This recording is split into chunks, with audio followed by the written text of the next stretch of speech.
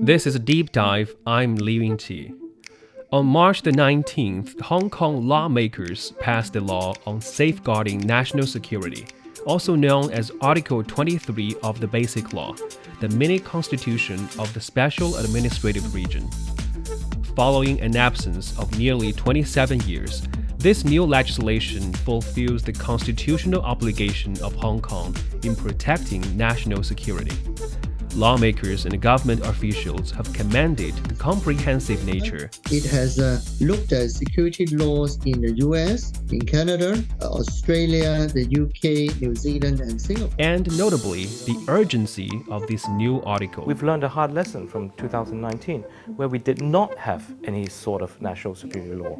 And look what happened. We became even the collateral damage and, the victim of not helping ourselves to defend our own situation. However, despite being long awaited, the law has faced criticism from the West that describes it as hastily drafted and rushed. Although Article 23 is in line with international norms regarding national security legislation, it has been portrayed as a threat to civil liberties. What exactly does this new legislation entail? How does it concern people and businesses in Hong Kong? And why is it deemed necessary for the Special Administrative Region to introduce such a law? To delve into these questions, I spoke with CGTN reporter Cen Ziyuan. This episode is brought to you on Friday, March the 29th. So first and foremost, Ziyuan, help us understand what this Article 23 is about.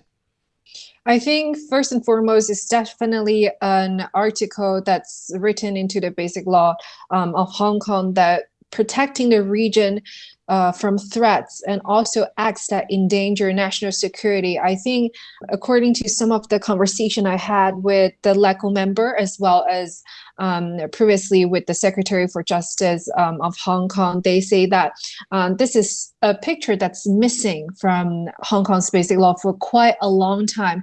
Especially it regulates the acts that endangers national security I mentioned previously, as well as some of the action, including, for example, some of the illegal activities with foreign organizations. And also these are definitely some of the legal and also legislative moves that has been expected by lots of legislature members. And also they're expecting to see that all this legal guidance are putting into place so that those illegal actions that potentially harm the national security and also the stability of the region should be regulated. So this is something that they look forward to. And definitely officials as well as LACO members say this is something that should be put into the basic law for a long time. So Hong Kong officials have actually previously suggested that Article 23 is going to fix a loophole in its legal system, which has also been covered in some of your interviews. What kind of loophole are we talking about here? When I was talking to the Secretary for Justice, he used a word lacuna as well as loopholes. And that actually highlights the importance of having sufficient laws to regulate or to ensure that acts endangering national security will not be allowed. This is referring to, first of all, they don't have such a piece in the basic law, meaning the piece that will safeguard their national security and the stability of the Hong Kong Special Administrative Region.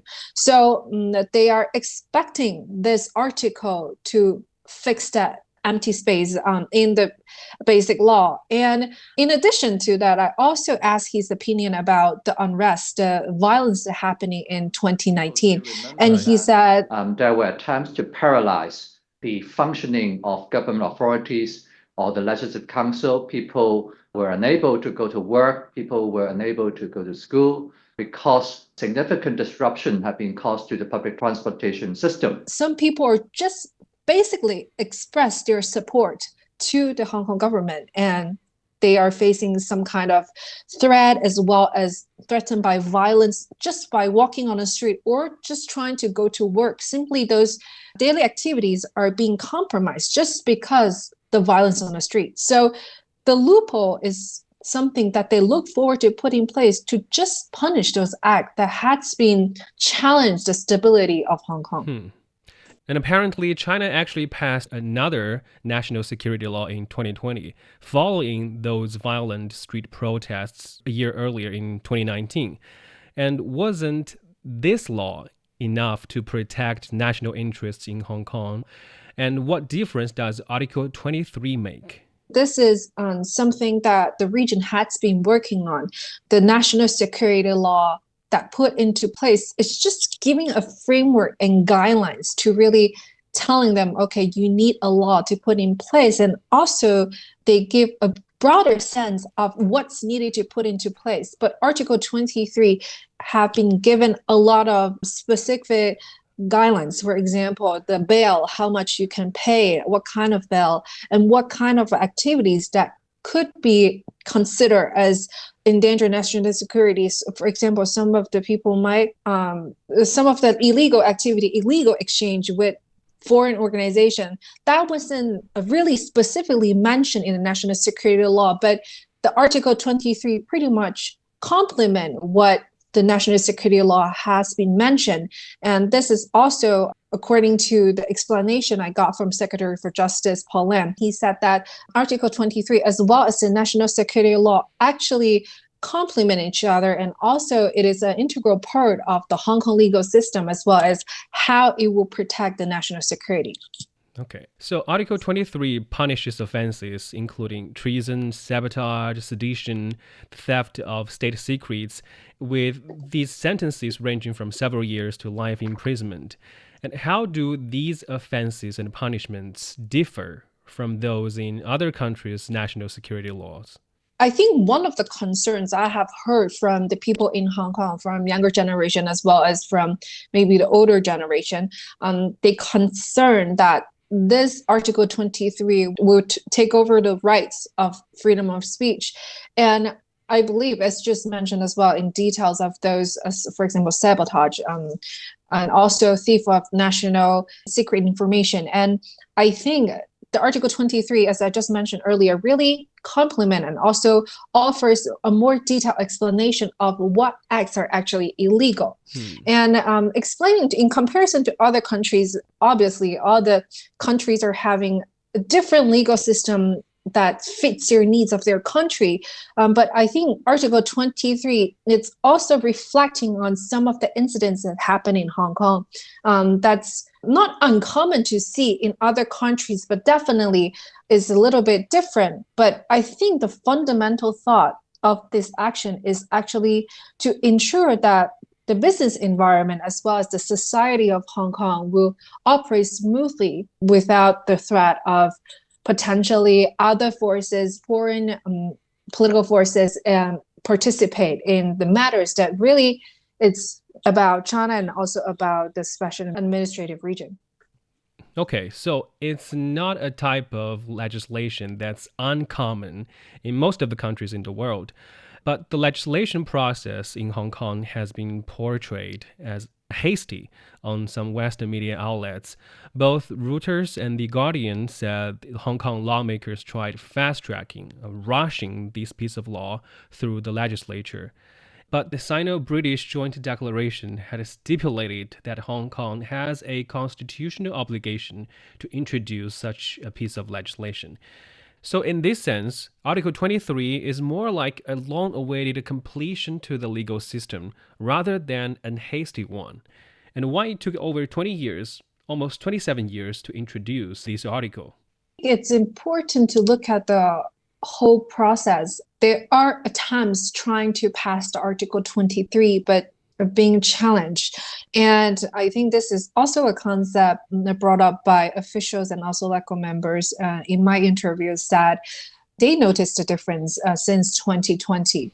And especially when Chinese President Xi Jinping mentioned that the special administrative region should be administered by patriots. And that pretty much laid the foundation for a term that's being brought up is called cooperative legislature. And this is one of the examples that we're seeing here, how chief executive-led government has helped to push forward major changes in, for example, the Article 23 and major changes in the system and operation of the government.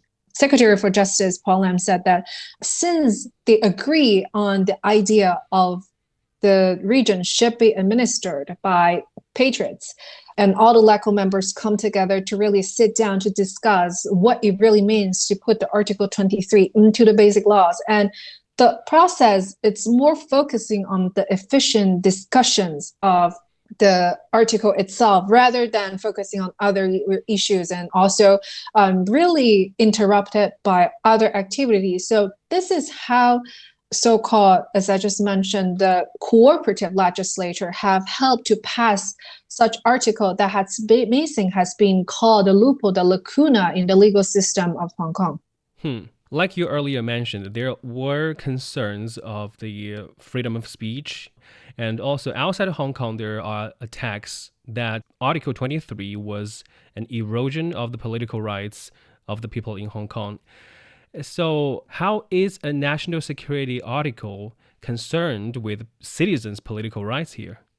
I think just a basic discussion on the business environment. Some say that the Article 23 will threaten the business environment in Hong Kong, but instead, after the national security put into place in 2020, we have been observed some of the business in Hong Kong, international businesses, including Christie's, one of the world major art auction companies that actually located in Hong Kong. Their Asian headquarters is actually in Hong Kong, and they actually observe a spike in their annual sale, and there are lots of examples like that. So what we're seeing here is not that any acts related to national security will impose a threat, will discourage people from coming to Hong Kong. Instead, a stable business environment as well as a stable society actually encourage more business coming to Hong Kong, especially for more activities happening on the ground. So we are not seeing what they're saying in the past few years since the national security law has been put in place, and now the Article 23 written into the basic law. So we're not seeing what concerns that has been happening on the ground. Instead, we're seeing these little actions that's actually helping Hong Kong to stable and also resume its important role in the financial and also the economic hub in the Asia region. So this is what we're seeing on the ground as we covering activities that's happening in Hong Kong. So, and lots of people are expressing their views, just saying that they just want to have their lives and also daily activities happening on the ground without the threat of potential harm to the society. So I think this is what has been asking and calling for in the society. It is just when one side of freedom and of speech is guaranteed, what about the other side? So in reality, the national security laws and the Article 23 are actually working in the opposite direction to the attacks and the concerns that people had. Thanks for joining, Ziyuan.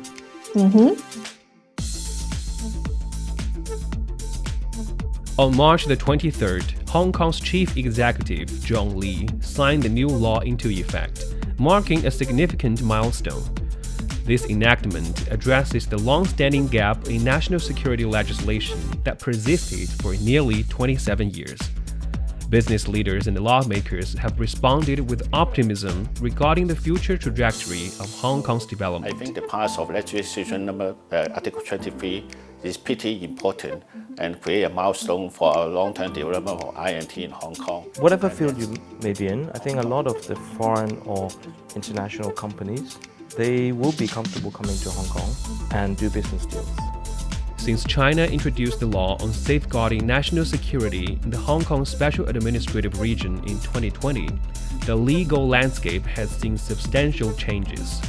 By the end of March last year, 151 offenders had faced prosecution under its provisions.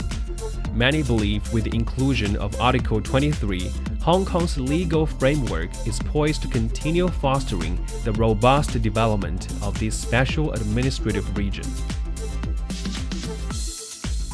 And that brings us to the end of this episode of Deep Dive. If you enjoyed what you just heard, don't forget to follow us on your podcast platform. Just search for Deep Dive.